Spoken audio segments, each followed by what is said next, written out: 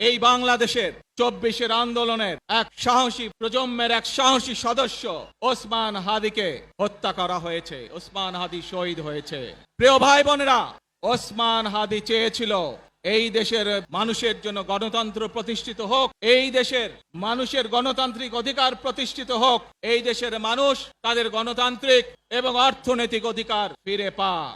আজ 24-এর আন্দোলনে যারা শহীদ হয়েছেন, ওসমান হাদি সহ 71-এ যারা শহীদ হয়েছেন, বিগত স্বৈরাচারের সময় বিভিন্নভাবে খুন গুমের শিকার হয়েছেন, এই মানুষগুলোর রক্তের ঋণ যদি শোধ করতে হয়, আসুন আমরা আমাদের সেই প্রত্যাশিত বাংলাদেশ গড়ে তুলব, যেখানে আমরা সকলে মিলে কাজ করব, যেখানে আমরা সকলে মিলে আমাদের প্রত্যাশিত বাংলাদেশকে গড়ে তুলব।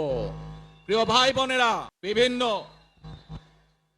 আধিপত্যবাদ শক্তির গুপ্তচরেরা বিভিন্নভাবে ষড়যন্ত্রে এখন লিপ্ত রয়েছে। আমাদেরকে ধৈর্যশীল হতে হবে, আমাদেরকে ধৈর্য ধারণ করতে হবে।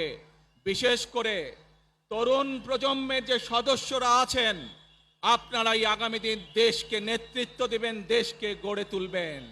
এই দায়িত্ব তরুণ প্রজন্মের সদস্যদেরকে আজ গ্রহণ করতে হবে, যাতে করে এই দেশকে আমরা সুন্দরভাবে গড়ে তুলতে পারি।